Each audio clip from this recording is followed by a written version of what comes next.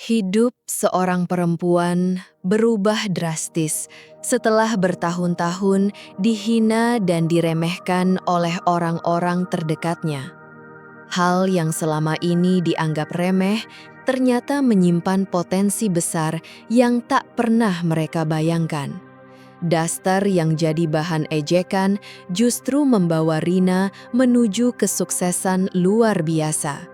Saat ia kembali dalam kemewahan, semua yang pernah merendahkannya hanya bisa menyesal. Tapi penyesalan itu datang terlambat. Bagaimana perjalanan penuh luka ini bisa berubah jadi kemenangan? Simak kisah lengkapnya hanya di channel Zara Senja. Jangan lupa like, komentar, dan subscribe supaya tak ketinggalan kisah inspiratif lainnya. Pagi itu, Rina berdiri di dapur dengan daster ungu bermotif bunga kecil. Rambutnya digelung seadanya, keningnya basah oleh keringat. Sambil menyiapkan sarapan, sesekali ia melirik ke ruang tamu, tempat Jojon, suaminya, duduk selonjoran sambil sibuk dengan ponsel. Mertuanya, Bu Murni, baru keluar kamar. Wanita paruh baya itu menatap tajam ke arah Rina, lalu menghela nafas panjang. Astagfirullah Rina, tiap hari daster itu terus, nggak ada baju lain apa? Suara Bu Murni tajam dan keras. Rina menahan napas, tahu kalau menjawab hanya akan memperkeruh suasana. Tapi Jojon justru ikut menyinir. Iya Bu, saya juga malu. Punya istri dasteran terus kayak emak-emak kampungan. Coba lihat istri Pak Yanto, rapi tiap pagi, dandan. Nah, itu baru istri yang pantas dibanggakan. Rina menggenggam Sudip lebih erat. Perbandingan itu menyakitkan. Kalau nggak cantik, ya minimal jangan nyusahin mata, kata Bu Murni menyambung. Udah miskin, nggak tahu diri pula. Rina menahan air mata, menatap tempe di wajan yang hampir gosong. Suaranya pelan, tapi ia mencoba menjelaskan. Bu, Mas, aku pakai daster bukan karena malas atau nggak peduli penampilan. Aku nyaman pakai ini, gampang buat kerja, ngurus rumah, jaga Rangga. Rina melemah, tapi ia lanjut. Lagi pula, ini peninggalan almarhumah ibu. Beliau dulu seorang desainer. Ini hasil karya terakhirnya. Aku pakai ini karena merasa dekat sama beliau. Hening sejenak, tapi bukannya tersentuh, Bu Murni malah tertawa. Halah, desainer apaan? Kalau anaknya cuma jadi ibu rumah tangga kayak kamu, percuma juga. Jojon ikut menertawakan. Udahlah Rin, gak usah bawa-bawa cerita lama, daster bukan alasan buat tampil jelek. Rina tertunduk. Tangannya gemetar, tapi ia memilih diam. Mereka tidak pernah mengerti, tidak pernah menghargai. Namun, dalam diamnya, Rina menanam tekad. Suatu hari, ia akan membuktikan bahwa dirinya bukan wanita kampungan seperti yang mereka kira, bahwa daster warisan ibunya jauh lebih berharga dari apapun yang mereka hina. Di sudut rumah yang sempit, Rina duduk di depan mesin jahit tua milik ibunya. Jarum naik turun mengikuti irama tangan terampilnya. Setiap helai kain bukan sekadar bahan, tapi mimpi yang belum tercapai. Ia menyelesaikan pesanan daster untuk ibu-ibu di kampung. Hasilnya memang tidak besar, tapi cukup membantu kebutuhan rumah. Namun, bagi Jojon dan Bu Murni, semua itu tak ada nilainya. Ngapain capek-capek jahit? Uangnya juga kecil, kata Jojon sambil melirik tumpukan kain di meja. Bu Murni ikut mencibir. Perempuan itu harusnya cantik dulu, baru dihargai, bukan sibuk jahit kayak tukang pasar. Rina hanya tersenyum kecil. Ia simpan semua kata-kata itu dalam hati. Mereka tidak tahu, sejak kecil ia punya mimpi jadi desainer seperti ibunya. Tapi tanpa dukungan dan dihina terus-menerus, impian itu terasa jauh sekali. Suatu pagi, Rina menggandeng Rangga ke gerbang sekolah. Anak laki-lakinya melompat senang, sementara Rina tampak lelah dengan daster biru sederhana yang berkibar di tiup angin. Saat hendak pulang, seorang tetangga bernama Bu Rasmi menegur. "Wah, nganterin Rangga sendiri ya, Rin? Bagus, ibu yang perhatian." Rina tersenyum. "Iya, Bu, mumpung masih pagi, sekalian olahraga." Bu Rasmi melirik Rina dari ujung kepala sampai kaki. Tiap hari daster aja. Kemarin daster, sekarang daster lagi. Nggak ada baju lain ya?" Rina tetap tersenyum. "Saya nyaman, Bu. Lebih enak buat kerja di rumah." Bu Rasmi tertawa kecil.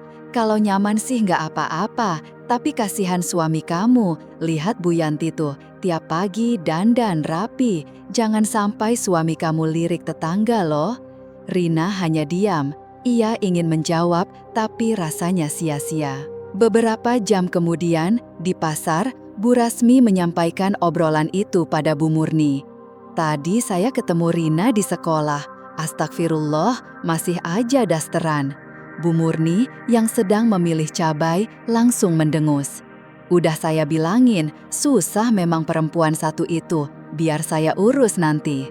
Mata Bu Rasmi tampak berbinar. Ia tahu akan ada pertunjukan seru di rumah Rina. Sore harinya, saat Rina keluar dari kamar setelah menjahit, Bu Murni sudah menunggunya di ruang tamu dengan wajah kesal. "Rina, kamu ini bikin malu. Bu Rasmi cerita kamu ke sekolah pakai daster lagi. Kamu nggak punya harga diri." Rina terkejut, lalu menarik nafas. "Bu, ini cuma pakaian. Apa salahnya?" "Salah besar," tegas Bu Murni. "Kamu itu istri anak saya, harusnya jaga penampilan, bukan kayak pembantu."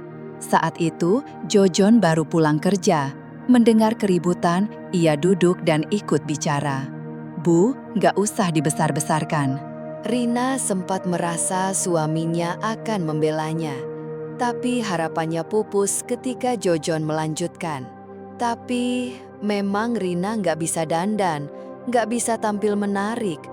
Coba lihat istri Pak Yanto, rapi, wangi, bajunya bagus, makanya suaminya betah di rumah." Rina terdiam, matanya panas, hatinya perih. "Jadi, Mas juga malu punya istri seperti aku?" Jojon mengangkat bahu. "Ya gimana, Rin? Kamu yang gak mau berubah."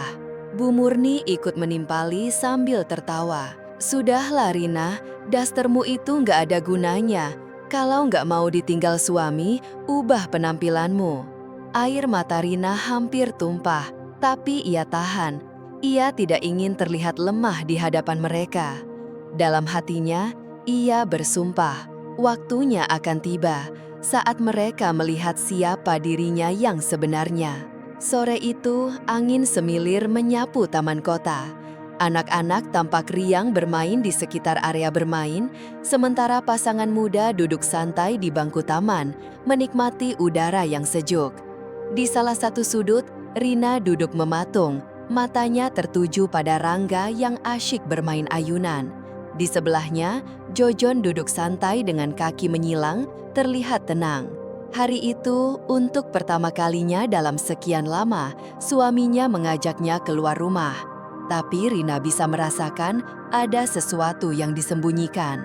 "Rina," Jojon membuka percakapan dengan nada lembut yang jarang ia gunakan.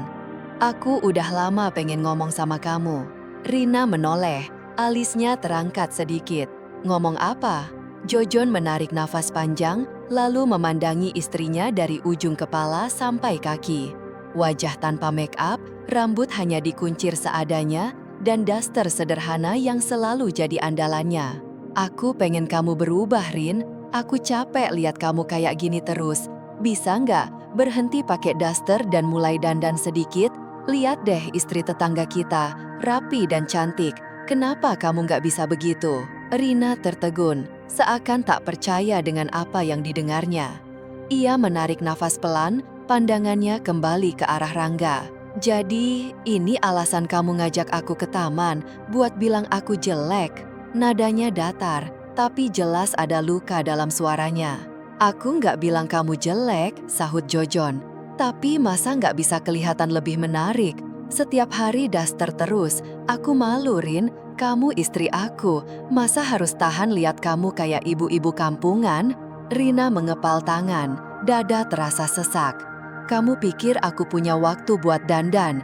Aku yang bersihin rumah, masak, cuci baju, urus Rangga. Ibumu aja nggak pernah bantu, malah nyuruh-nyuruh dan ngomelin aku terus. Jojon mengusap wajahnya kasar. Ya udah, kalau kamu nggak bisa dandan, minimal jangan pakai daster keluar rumah. Aku malu. Tahu nggak, Bu Rasmi bilang istri aku mirip pembantu. Rina tertawa miris. Jadi, buat kamu yang penting omongan orang, bukan perasaan aku. Jojon tak menjawab. Rina menarik napas panjang. Aku pakai daster ini bukan cuma karena nyaman. Ini warisan terakhir dari ibuku. Ibu dulu desainer. Ini desain terakhirnya sebelum meninggal. Aku merasa dekat dengan beliau kalau pakai ini. Jojon tampak tak percaya. Rin, serius? Itu cuma kain, nggak ada nilainya. Sampai kapan kamu bergantung pada hal yang nggak penting begitu? Rina menelan ludah, matanya mulai basah. Nggak penting buat kamu, tapi buat aku, ini segalanya. Jojon berdiri, wajahnya kesal. Terserah, aku cuma minta kamu berubah. Tapi kalau kamu tetap keras kepala, jangan salahkan aku nanti kalau... Ia tak melanjutkan, tapi Rina paham. Ia hanya bisa duduk diam, hatinya remuk. Di kejauhan, Rangga masih tertawa di ayunan, tak sadar bahwa dunia ibunya sedang runtuh. Siang harinya, rumah terasa lengang. Rina sedang mengantar pesanan jahitan, Rangga masih di sekolah.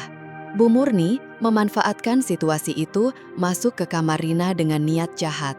Dengan wajah sinis, ia membuka lemari dan menarik keluar semua daster milik menantunya. Dasar kampungan! Udah dibilangin, masih aja keras kepala, gumamnya, sambil memasukkan semua daster ke dalam karung besar. Ia menyeret karung itu ke halaman belakang, menyiramnya dengan bensin, lalu menyulut api dengan korek. Api langsung membesar, melalap daster-daster itu dengan rakus. Saat kobaran api menjulang, suara langkah kaki terdengar dari depan. Rina pulang dengan beberapa gulung kain di tangannya. Ia tersenyum kecil, lega karena pekerjaannya selesai. Namun senyumnya hilang seketika saat melihat kobaran api di belakang rumah. Langkahnya terhenti, napasnya tercekat. Matanya membelalak, tangannya gemetar. Di tengah kobaran itu, ia melihat daster kesayangannya ikut terbakar. "Tidak!" teriaknya sambil berlari, namun Bu Murni menahannya. "Jangan dekat-dekat, nanti mukamu makin jelek," ejeknya sambil tertawa puas. Rina memandangnya dengan mata penuh amarah dan air mata. "Kenapa ibu lakukan ini? Itu bukan sekedar pakaian, itu peninggalan ibuku." "Halah, cuma kain jelek. Aku capek lihat kamu bikin malu keluarga.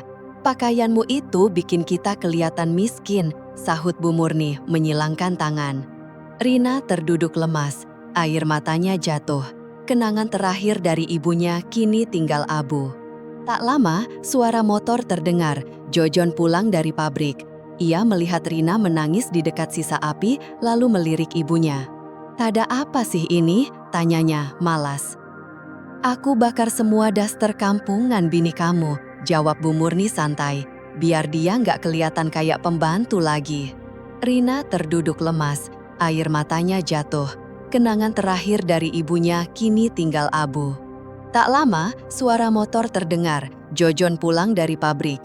Ia melihat Rina menangis di dekat sisa api, lalu melirik ibunya. "Ada apa sih ini?" tanyanya, malas. "Aku bakar semua daster kampungan bini kamu," jawab Bu Murni santai. "Biar dia nggak kelihatan kayak pembantu lagi." Rina terduduk lemas, air matanya jatuh. Kenangan terakhir dari ibunya kini tinggal abu. Tak lama, suara motor terdengar. Jojon pulang dari pabrik. Ia melihat Rina menangis di dekat sisa api, lalu melirik ibunya. "Ada apa sih ini?" tanyanya malas. Aku bakar semua daster kampungan bini kamu, jawab Bu Murni santai, biar dia nggak kelihatan kayak pembantu lagi. Jojon mendesah, lalu berkata, "Udahlah Rin, nggak usah lebay. Itu cuma duster." "Cuma duster?" Suara Rina gemetar. "Itu peninggalan ibuku, Jo, bagian dari hidupku." "Hidupmu ya urusanmu, tapi ini rumahku, dan aku nggak mau istri yang bikin malu. Mulai sekarang, nggak ada lagi duster." Rina menyeka air matanya, berusaha tenang. "Kalau aku berhenti pakai duster, aku juga berhenti jadi pembantu di rumah ini. Aku nggak akan masak, nyuci, atau bersihin rumah. Dan aku mau uang tambahan buat beli baju yang lebih pantas." Bu Murni tersentak. "Apa? Kamu pikir kamu siapa minta-minta kayak gitu?" Namun Jojon justru tersenyum tipis. "Oh gitu? Oke, kamu nggak pakai duster lagi, aku kasih uang lebih. Tapi jangan bikin malu ya." Rina menatap suaminya tajam. Ini bukan kemenangan, tapi setidaknya untuk pertama kalinya ia bisa berdiri tegak. Ia melirik sisa abu di tanah. Kenangan ibunya mungkin telah lenyap, tapi di dalam dirinya sebuah tekad baru telah tumbuh. Ini belum berakhir. Sejak hari itu, Rina berubah total. Ia berdandan setiap hari, mengenakan busana mewah dari butik, rutin ke salon, dan selalu pulang dengan tas belanja di tangan. Warga kampung terkejut dengan penampilannya. "Itu Rina ya? Kok beda banget sekarang?" bisik salah satu tetangga. "Dulu dibilang kampungan, sekarang malah kayak sosialita," sahut yang lain. Namun di balik rumah, keadaan berbalik. Sejak Rina berhenti mengurus rumah, Bu Murni harus mengerjakan semuanya, dari mencuci, masak, sampai urus Rangga. Ia kelelahan dan sering mengeluh. Di dapur, ia membanting wajan ke atas kompor. "Habis ini, aku juga jadi pembantu. Dasar perempuan gak tahu diri," gumamnya sambil mengusap keringat di dahinya. Di ruang tamu, Jojon duduk termenung di sofa, wajahnya kusut. Ia menghitung uang di dompet yang semakin menipis. Tak lama, Rina masuk dengan sepatu hak tinggi dan membawa beberapa kantong belanja. Saat itulah Bu Murni meledak marah. "Kamu kira rumah ini mesin ATM? Uang dari mana kamu beli semua itu? Rumah berantakan, aku kayak pembantu. Anakmu nggak keurus, kamu malah enak-enakan jalan-jalan."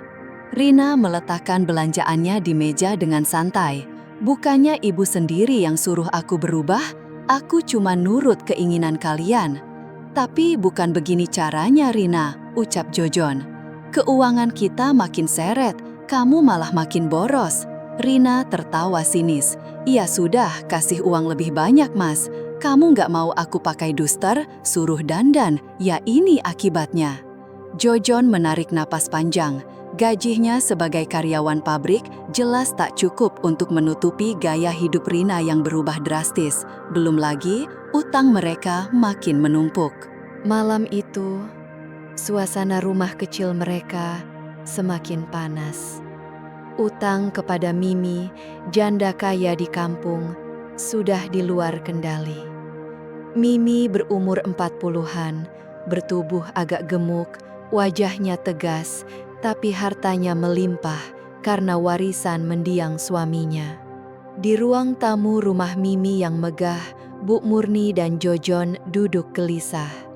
Mimi menyilangkan kaki dan menatap mereka dengan senyum menggoda. "Jadi gimana? Utang kalian makin numpuk. Aku capek nunggu." Jojon menelan ludah. "Tolong kasih aku waktu, Mi. Aku janji akan bayar." Mimi tertawa kecil. "Oh, gak usah bayar." Bu Murni dan Jojon langsung menoleh heran. "Maksudnya apa?" tanya Bu Murni hati-hati. Mimi tersenyum santai. "Gak perlu bayar, asal..." Ia mencondongkan badan. Jojon mau nikah sama aku. Jojon melongo, tak percaya. Apa? Katanya terkejut. Aku janda, Jo. Aku butuh suami. Kamu butuh uang. Ini solusi sama-sama untung. Bu Murni langsung menepuk paha Jojon, wajahnya sumringah. Jo, ini kesempatan. Hidupmu bisa lebih enak, nggak perlu pusing mikirin utang. Jojon diam. Ia tak mencintai Mimi, tapi utang yang menumpuk membuatnya kehilangan pilihan. Tapi aku belum cerai sama Rina, gumamnya. Mimi mengangkat bahu. Aku nggak peduli, nikahin aku dulu. Urusan istri pertama, itu belakangan. Bu Murni semakin semangat. Sudah Jo, nikahi saja. Rina juga nggak ada gunanya, malah bikin kita susah. Jojon menutup wajah dengan tangan. Ini gila, tapi ia tahu dirinya terjepit. Akhirnya, dengan suara berat, ia berkata, "Baik, aku setuju." Mimi tersenyum puas, dan malam itu, tanpa sepengetahuan Rina, Jojon resmi menikah lagi. Di depan rumah kecilnya, Rina berdiri, menatap mobil tua Jojon yang menjauh, membawa Bu Murni dan Rangga. Debu dari jalan tanah masuk ke matanya. Tapi yang lebih perih adalah hatinya. Suami, mertua, dan anaknya pergi tanpa menoleh, seolah dirinya tak pernah berarti. Tawa nyaring Bu Murni terdengar dari dalam mobil. Akhirnya bebas dari perempuan itu. Sekarang hidup kita enak di rumah Mimi. Rina mengepalkan tangan. Matanya panas, tapi ia menolak menangis. Tidak, ia tidak akan meneteskan air mata untuk orang-orang yang tidak menghargainya. Malam itu, rumah terasa sunyi. Tak ada suara Rangga minta diceritakan dongeng. Tak ada Jojon yang pulang mengeluh. Dan tak ada ocehan Bu Murni. Hanya kesunyian yang menyelimuti. Dengan langkah pelan, Rina membuka lemari kayu di sudut kamar. Ia mengambil sebuah buku sketsa lusuh dari laci paling bawah. Ini satu-satunya peninggalan ibunya. Saat membuka halaman pertama, ia melihat coretan tangan sang ibu. Desain gaun yang anggun dan penuh detail. Air mata yang tadi ditahan, akhirnya jatuh. Bu, apa aku masih bisa wujudin impian ini? Di halaman terakhir, ada satu desain daster yang dulu sering ia pakai. Daster yang dibakar Bu Murni tanpa menghargai nilainya. Rina memeluk buku itu erat, lalu menghapus air matanya.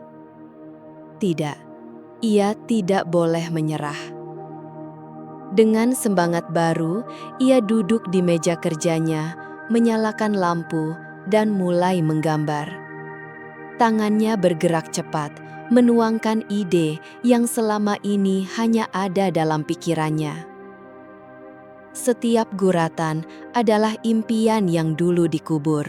Setiap detail adalah luka yang ia ubah jadi kekuatan. Saat fajar menyingsing, desain pertama itu selesai. Sebuah gaun elegan, sederhana, tapi penuh makna. Dari daster sang ibu.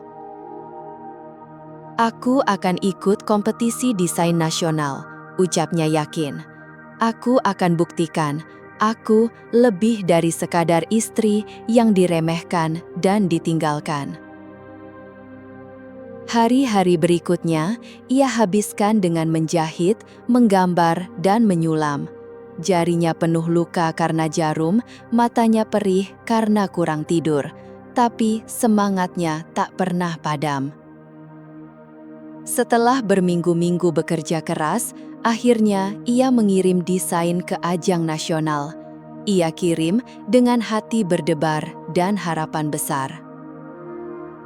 Beberapa hari kemudian, ponselnya bergetar. Sebuah email masuk. Selamat, Anda masuk finalis 10 besar kompetisi desain nasional. Rima terdiam, lalu menutup mulutnya dengan tangan gemetar. Air matanya mengalir. Ini nyata. Seminggu kemudian, di ballroom hotel mewah di Jakarta, Rina berdiri di antara para desainer muda. Model berjalan di runway dengan busana rancangannya, terinspirasi dari daster ibunya. Elegan, tapi tetap sederhana. Saat namanya diumumkan sebagai pemenang, ia terduduk. Blitz kamera menyala, sorak-sorai terdengar. Seorang pria bersetelan rapi menghampirinya. "Selamat Ibu Rina," katanya. "Kami dari Maison Lux tertarik menawarkan kontrak eksklusif sebagai desainer utama. Karya Anda sangat mengesankan." Rina tersenyum, masih terisak, lalu mengangguk mantap. Ini awal kebangkitannya. Di kampung, Jojon duduk di sofa rumah Mimi, menggulir ponsel dengan malas. Bu Murni tiba-tiba datang membawa ponselnya. "Lihat ini," serunya panik. Wajahnya pucat. Di layar terpampang artikel dari media fashion ternama. Judulnya, "Rina Hamdani, desainer muda yang menyentuh dunia mode lewat sentuhan nostalgia." Jojon membaca artikel itu dengan mata membelalak. Foto Rina terpampang besar mengenakan gaun mewah, dikelilingi tokoh penting dunia mode. "Gila, ini Rina," gumamnya. Bu Murni menggigit bibir lalu melirik Jojon. "Ini nggak mungkin, dia cuma tukang jahit kampung, gimana bisa?" Mimi yang duduk di kursi goyang hanya terkekeh. "Kalau dia kampungan, kenapa bisa masuk berita, sementara kalian masih numpang hidup di rumah janda tua kayak aku?" Jojon mengepalkan ponsel di tangannya. Diam, tapi hatinya tercabik. Dadanya terasa sesak. Baru kali ini ia benar-benar sadar. Perempuan yang seharusnya ia jaga telah ia sia-siakan. Pagi itu, sebuah mobil mewah berwarna hitam berhenti tepat di depan rumah Mimi. Jendelanya perlahan turun, menampakkan sosok wanita yang penampilannya kini sangat berbeda dari sebelumnya, Rina. Dengan setelan elegan, rambut tersisir rapi, dan senyum percaya diri di wajahnya, ia tampak berkelas. Dari mobil lain, seorang pria berbaju putih turun sambil menggandeng koper besar. Di belakangnya, tampak beberapa asisten berdiri siap melayani. Bu Murni yang sedang menyapu di teras terdiam kaget. Matanya membelalak saat melihat Rina turun dari mobil dengan langkah tenang. Ia buru-buru menoleh ke dalam rumah dan berteriak, "Jojon, cepat ke sini!" Jojon keluar dengan wajah kusut, masih memakai kaos oblong dan celana pendek lusuh. Matanya menyipit menatap perempuan yang kini berdiri di halaman. "Rina?" gumamnya, nyaris tak percaya. Rina menyunggingkan senyum tipis. "Sudah lama ya, Jo?" Dari kursi goyangnya, Mimi bersedekap sambil menyeringai. Akhirnya datang juga si mantan istri. Mau apa? Mau ambil Jojon lagi? Nada suaranya mengejek. Rina hanya tertawa kecil. "Minta Jojon? Tidak, terima kasih." Ia melangkah lebih dekat, memandangi satu persatu orang di hadapannya. "Aku kesini bukan untuk itu. Aku hanya ingin mengambil sesuatu yang memang milikku." Jojon mengeringit. "Maksudmu apa?" Rina melirik ke dalam rumah. Dari balik jendela, ia melihat wajah kecil yang sangat dirindukannya, Ranga. Anak itu tampak kurus dan murung, matanya kosong. Rina menarik napas dalam-dalam, lalu memberi isyarat pada pria yang membawa koper. "Buka," ucapnya. Dengan tenang, pria itu membuka koper. Isinya langsung membuat semua orang terdiam. Tumpukan uang ratusan juta rupiah tersusun rapi. "Aku tahu kalian masih punya utang," kata Rina tenang. "Jadi, aku datang untuk melunasinya." Ia mengambil beberapa ikat uang dan melemparkannya ke lantai. "Ini untuk semua utang kalian, sudah lunas, jadi tak ada lagi alasan." Bu Murni langsung refleks memungut uang di tanah. Jojon hanya terdiam menelan ludah. Sementara Mimi yang semula angkuh, kini wajahnya mulai pucat. "Aku nggak butuh uangmu," katanya tajam. Rina menyipitkan mata, tersenyum sinis. "Tapi Jojon dan Bu Murni butuh, dan aku tidak ingin berutang budi pada siapapun di rumah ini." Setelah semua uang ia lemparkan, Rina melangkah ke arah Ranga yang berdiri di dekat pintu. Anak itu menatap ibunya dengan mata berkaca-kaca. "Nah," Rina berjongkok dan membuka tangannya. "Mama datang menjemputmu." Tanpa ragu, Ranga langsung berlari ke pelukannya. "Mama."